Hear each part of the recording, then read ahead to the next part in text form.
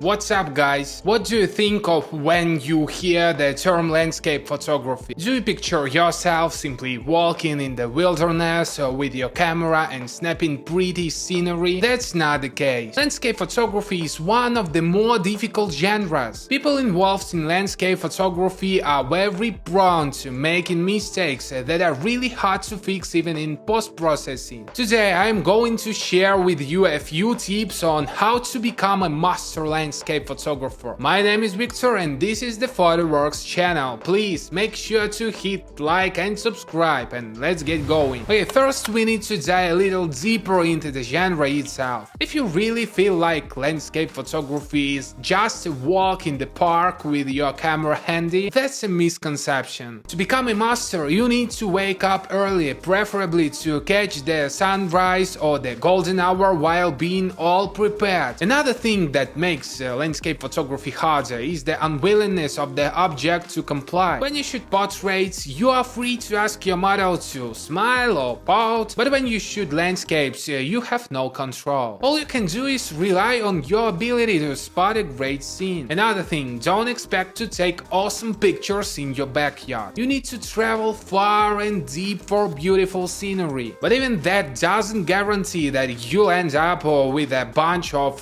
National Geographics like pics. But keep your chin up. I'm telling you this not to discourage you, but tell you that you should treat landscape photography seriously. Now let's move to more practical and applicable life hacks. Nighttime landscapes require at least some lighting. We have three options. Use the blue hour, shoot the night sky, or a street lamp lit city. And now let's look at these options in more detail. If you plan to shoot during the blue hour, which is when the twilight falls, then choose a forest as your object. Your picture will be mysterious and magical in the right way, with all the mist and mist-shaped trees. The woods are devoid of street lamps and the moonlight is not enough. So here is how we are going to fix it. First, mount your camera on a tripod. Then switch your camera into the manual mode, lower ISO to the minimum, set aperture at 5 or 7, and this will make the scene as sharp as possible. Finally, set the shutter speed according to your own preferences. 1 second is more than enough. If you have mist in the frame, a longer shutter speed will help you create an illusion of a see-through blankets covering the earth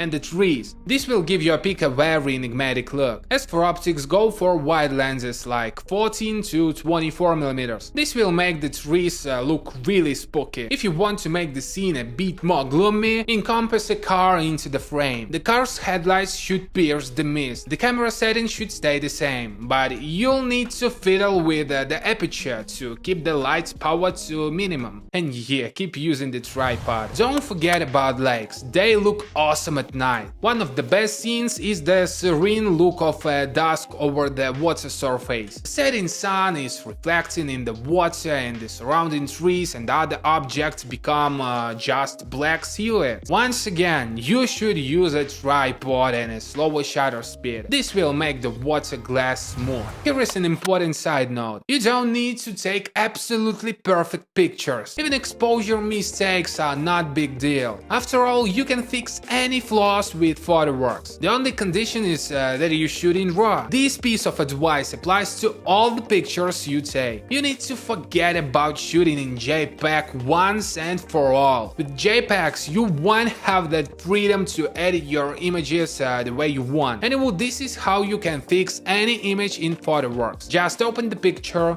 then adjust the exposure, highlights and shadow sliders. These manipulations will make the photo look polished. If you feel like the sunset in the frame looks somewhat dull, then boost it up with the HSL slides. Just pick the right hue and experiment with it. And that's not all you can do. This photo editor has tons of other nifty tools, and you can try them all if you follow the link in the description. I really love PhotoWorks since it helped me save even the most flawed of my shots. So go ahead and try it for free and then order it at an awesome discount. But let's move on. Pictures that have a body of water in them is pretty easy, but there are still a couple of guidelines. If the surface has no object on it, then only capture 2/3 of the scene. If there are any objects on the surface like pods, then dedicate some space to the sky as well. Hence the water should take up fill only 1/3 of the frame. That rules aren't that strict, but they do work. If the water surface is smooth and really reflective, then you can create a perfectly symmetrical composition. This is when the horizon is square in the middle of the frame. You can even create a vertically oriented symmetry. Such pictures are a breath of fresh air. Waterfalls never fail to impress, especially if you shoot them with a slow shutter speed. This trick makes the water look dense like a piece of cloth. But in order to shoot a waterfall right,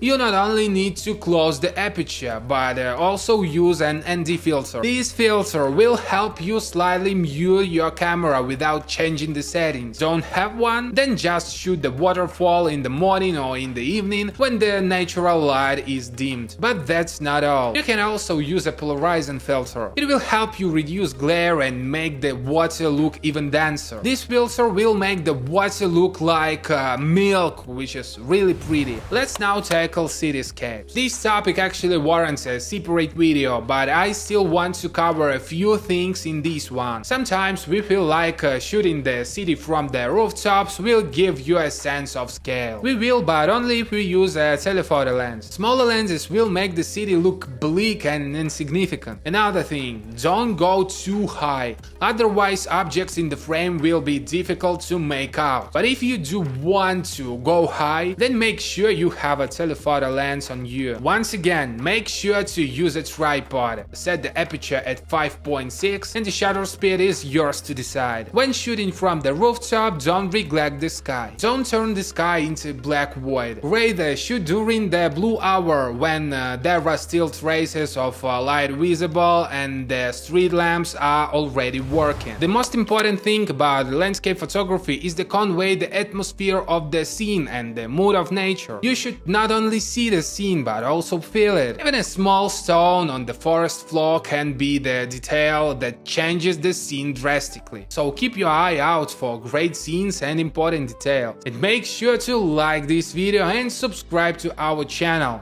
That's it for today. Thanks for watching.